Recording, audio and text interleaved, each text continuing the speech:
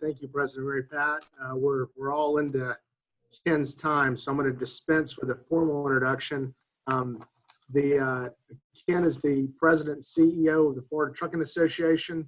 In the last 5 years that Ken's been the President and CEO of the FTA, membership has increased 88%, sponsorships and contributions 260%, dues revenue by 79%, and attendance annual conference 96%. It's one of the most important, most dynamic, and most successful trucking organizations in all the states nationally. So I'm going to dispense. Ken's got a lot of stuff to cover, so go ahead, Ken. Thank you, Ike. I appreciate it. Thanks, everybody. It's nice to be on the line with fellow Rotarians. Greetings from Tallahassee. It's timely for us to be talking today. 2 weeks ago, I guess it was the last week of July, there was actually a Mason-Dixon poll in Florida. We were able to put a couple questions in the poll. The first one being, what did you think about trucks in the days before COVID? And then the second, more important to us, was how have your opinions about truck drivers changed during the COVID period? And the swing in positive opinions from before to during COVID is 27%. Actually North Florida, we had it broken out by demographics. North Floridians have the highest opinion of truck drivers of any of the regions of the state at 90% positive, only 3% negative. The fun piece of this was to dig down into it and see which people changed their mind the most. And interestingly, women changed their mind to the tune of 30% in the degree of positive impressions they had of trucks. People under age 50 changed their opinions of truck drivers by 30% during that time period. The political breakdown was interesting to me. 76% of registered Democrats in the survey, this is all Florida, have a positive or very positive opinion of trucking. 91% of Republicans have a positive or very positive opinion of truck drivers, and 93% of all independents. So actually the independents have the highest positive rating. And so that's just a little gratuitous stuff that I didn't know that I was going to have when Ike first asked me whether I would be interested in talking to you all. But I think it's interesting because truck drivers are pretty commonly, I think, recognized as one of the group of first responders, if you will, to this pandemic, and really keeping our lives as sane as is possible because of the work that they do. Same way as happens with hurricanes every year and other emergencies. Truck drivers are on the front lines. And that means that diesel mechanics and forklift operators and warehouse people, the whole range of folks involved in the supply chain industry and in transportation and trucking are there for us. So there were 5 things that I jotted down that I thought might be interesting for us to talk about a little bit today. The first is safety. Any person that you talk to in trucking world will tell you safety is our highest priority. And certainly that is, as is running a business, as is employing people, as is serving our customers. So there are a handful of sort of most importance. But a few of the numbers that I thought you might be interested in. There are a little bit over 6 million accidents on our roadways each year. 6 million total, 6,000,003. Of those, large trucks are involved in 450,000 accidents on our roadways. So I didn't do the math, 92, 93% of all accidents don't even involve a large truck at all. then the accidents that do involve a car and a truck in an accident together, about 80% of the time, it is the car that was responsible for the accident. So if you run the math on the math on the math and the percentages on the percentages on the percentages, it is a little tiny percentage of all accidents that trucks cause during the course of the year. Trucks are big. So when a truck is involved in an accident, whether the truck was the one that caused it or the car was the one that caused it, you're more apt to be injured in an accident that involves a truck than you are in an accident that involves a car. So trucking companies uniformly are doing everything that they can in order to reduce the number of crashes they're in. To some extent, that's good business. To some extent, it's good citizenship. It's always good from an economic perspective because all these trucks have to carry heavy insurance coverages. And obviously, when you're a target, as we'll talk about in a few minutes when I get to litigation, when you're a target, your insurance costs go up. So trucks are heavy technology users now. Trucks increasingly have cameras facing outward, facing inward, GPS technology, the amount of training work that's done, the anti-collision, automatic emergency braking. Trucks are not what our grandfathers or even our fathers used to think trucks were. These are high-tech machines now, and virtually all of that technology is aimed at keeping trucks out of accidents, either running into the back of somebody, or even now the alarms and so forth are such that a truck knows when a car is coming up too fast behind it. So the technology that's on the truck, the training that drivers go through, not just in order to get a commercial driver's license, but in order to keep themselves up to date. Virtually all trucking companies have online training programs, weekly or monthly safety programs. You come up to winter time and all of the truck drivers are getting retrained on driving in icy conditions if they drive all 48 states. So it is it's a huge investment in safety that truck drivers make.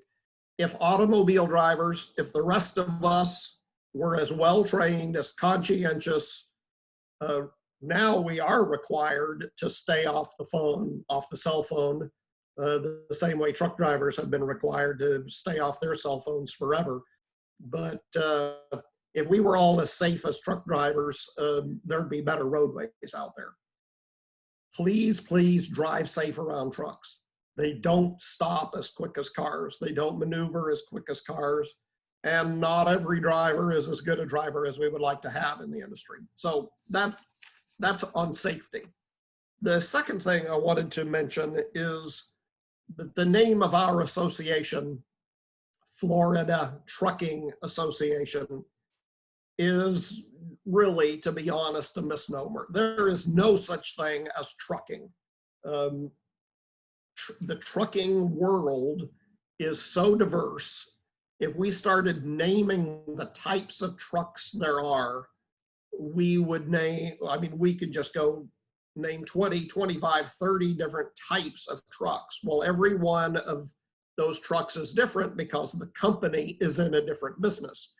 In many cases, those trucks are owned by a company that hires itself out. We call that for-hire trucking. In many cases, those are trucks that are owned by a company that's in some other business entirely.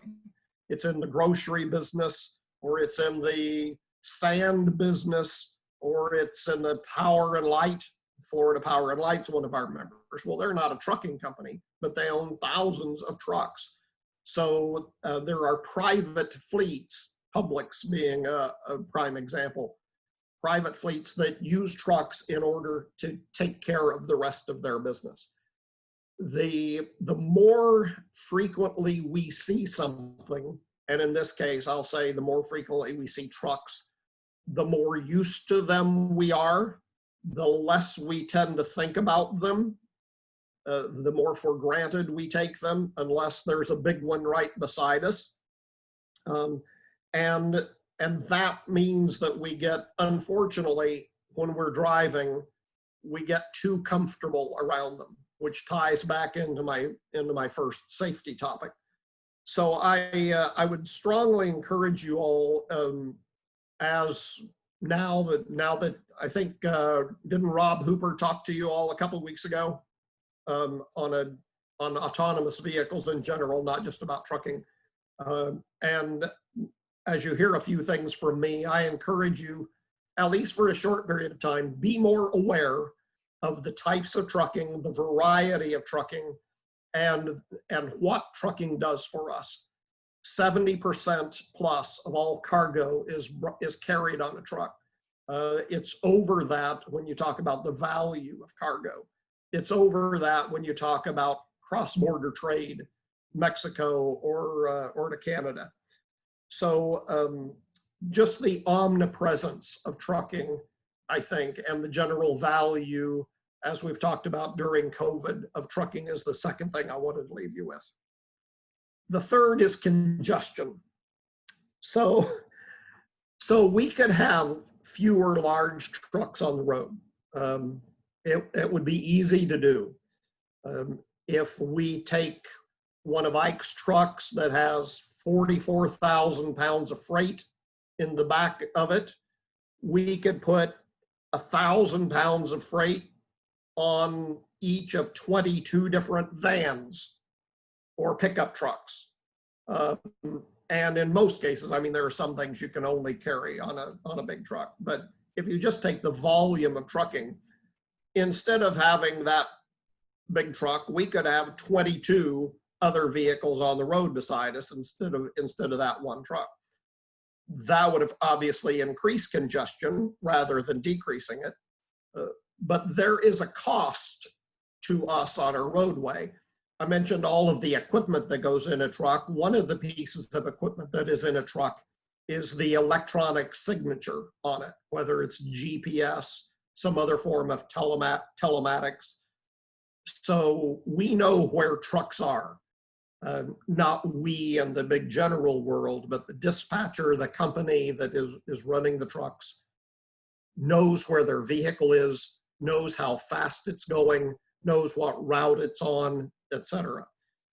If you take all that information and collect it from all of the different big trucking companies and download it once a year, as we do, to the American Transportation Research Institute, they're able to determine on any given section of road how fast the trucks at 3 o'clock in the morning, 3 o'clock in the afternoon, 7 o'clock in the morning, 8 o'clock in the evening, they know exactly to the fraction of a fraction how fast that truck is going, pardon me, compared to the speed limit on that road. If you know how much a truck costs, how much fuel costs, how much you're paying the average driver, how much insurance costs are on average per mile, you can put all of that into a huge algorithm and it will tell you to the dollar how much that truck going 35 miles an hour at 5:30 in the afternoon on 295 is losing compared to what it would be able to do if it were going the speed limit. And Florida is the second most costly state in the country, to Texas actually, in terms of the cost to the trucking industry by us underperforming speed limits due to congestion. And that cost for the most recent year we were able to measure, which is either 2018, 2019, I think it's 2018, is $5.6 billion a year. That's not something that trucking companies pay. That's something that every one of you pay, because all of that cost gets passed along to customers, right?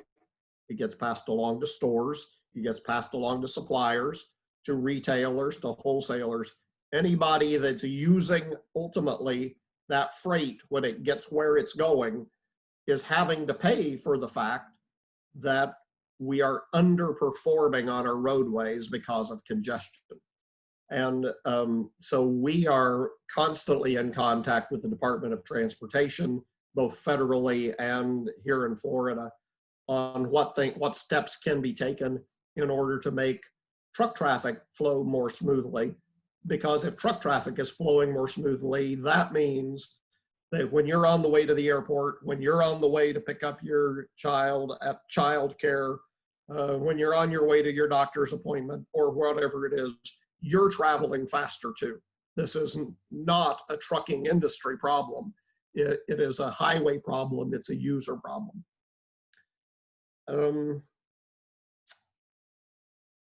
I guess I'll comment on one other thing there. When you are not being as efficient as you would like to be in the management of your company because it takes longer for your trucks to get from here to there, that means you have to hire more drivers and you have to put more trucks on the road in order to meet the demand. Some years that's okay because you can hire as many drivers as you want. For the last 10 years, it has not been okay because there is a severe shortage of people to work in the trucking industry now. People my age are retiring out of trucking, construction, transportation, what I would call the blue collar industries at huge rates. The average age of people working in trucking is well into their mid-50s. There are just a whole lot more people leaving than are coming into the industry. So there is a severe shortage of diesel mechanics, of truck drivers, of forklift operators. And when you don't have as many of those people as you need, it drives costs up, costs to you, and it makes it more difficult for us in the industry to accomplish what we need to accomplish. I'll stop there, I think, on congestion. Number 4 is about the regulatory challenges that trucking faces. And I'll be very specific. I don't know if any of you in your club are plaintiffs' attorneys. Mary Pat, are there any trial attorneys with billboards in Jacksonville that say, here's a big picture of a gigantic truck, call us if one bumps you? I hope not. Because if there are, they're going to be real upset at what I'm going to say here in a minute.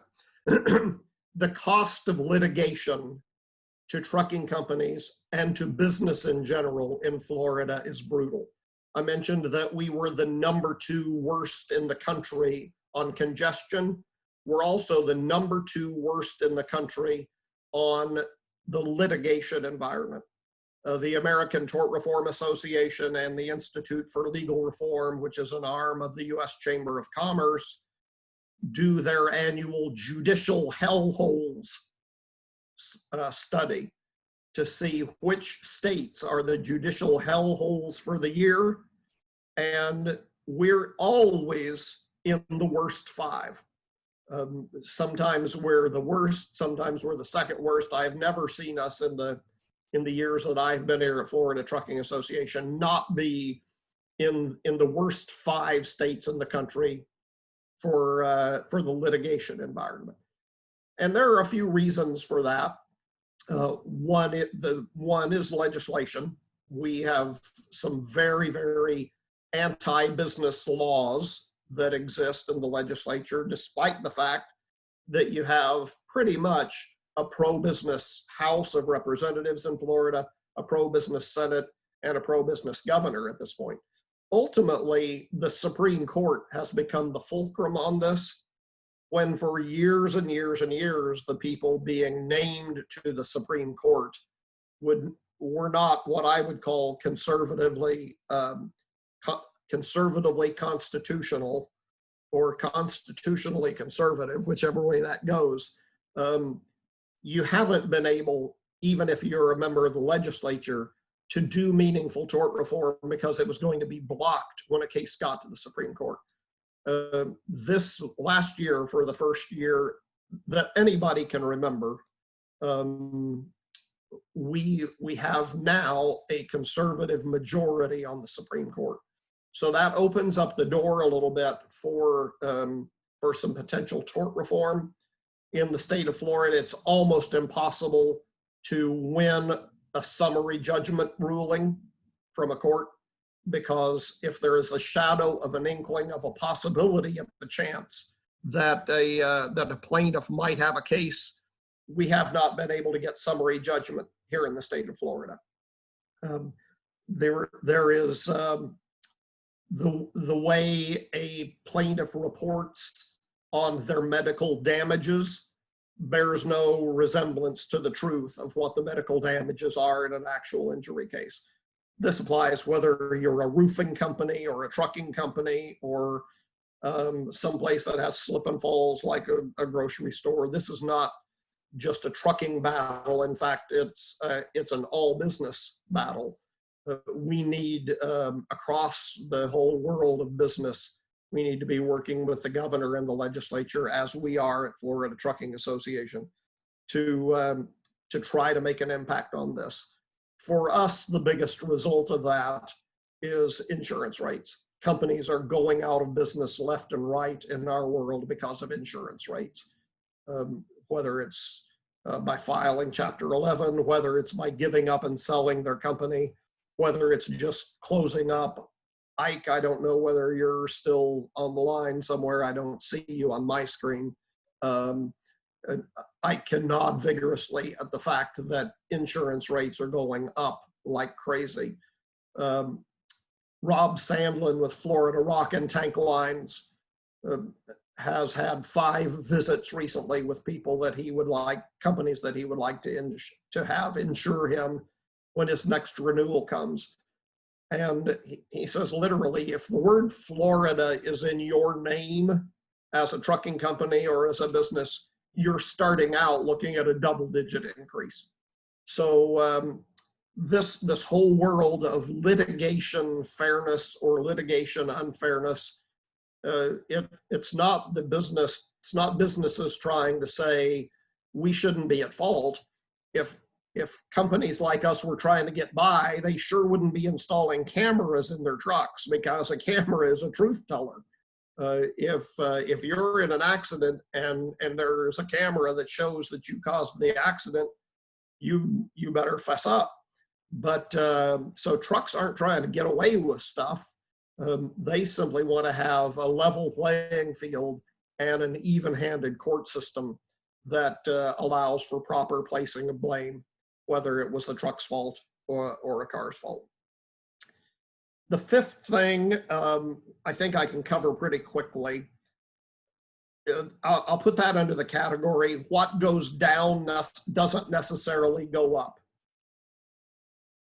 What goes down doesn't necessarily go up.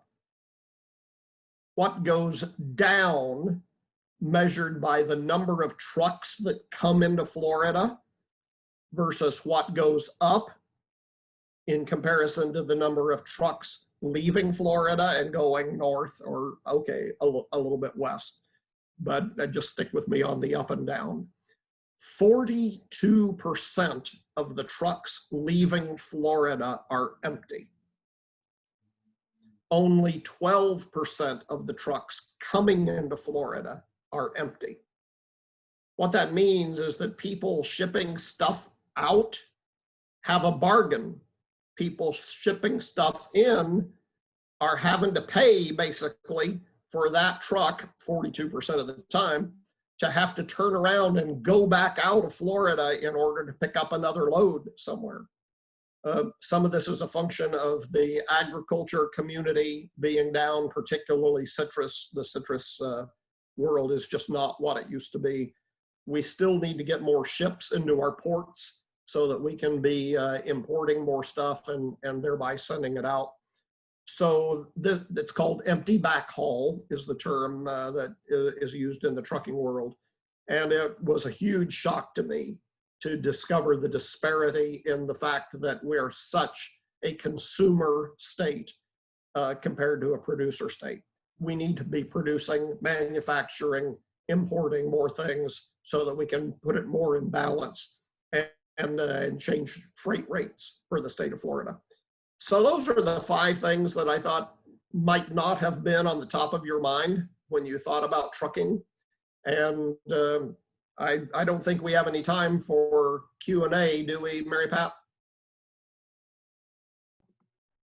I got started a little bit late, but by my watch, I stopped at 1:30, just the way we do in our Rotary Club. Right on time, and thank you very much for that. If you do have time to stay on with us for a few questions, of course, and end the meeting, and then those that had the questions are welcome to stay on. I think that might be the best way in light of everybody's afternoon. Thank you very much, Ken. It's my pleasure. Let's see, we have, I wanted to thank everybody for being on the call today. We had 52 participants. That's fabulous. So give yourselves a hand. And bring pictures of your kids or your grandkids next week. We're tired of looking at your faces. Show us the babies. Let's see, we have Bob Kidd to lead us in the 4-way test. Okay, Mary Pat, fellow Rotarians, if you will all unmute yourselves so it's not just me giving this. The 4-way test of the things we think, say, or do. First, is it the truth? Is it fair? Is it fair to all concerned? Third, goodwill. And fourth, Be beneficial To all concerned. well done, thank you. Thank you, Bob. I agree. Well done. And our quote for the day, the Rotary theme for the year is Rotary opens opportunities. And I would like to quote Winston Churchill, who said, "A pessimist sees the difficulty in every opportunity. An optimist sees the opportunity in every difficulty." With that, I wish you a great day, and thank you again for being with us today. And Ken will remain on the line if you have questions. Bye, y'all. Thanks, everybody. Have a great day.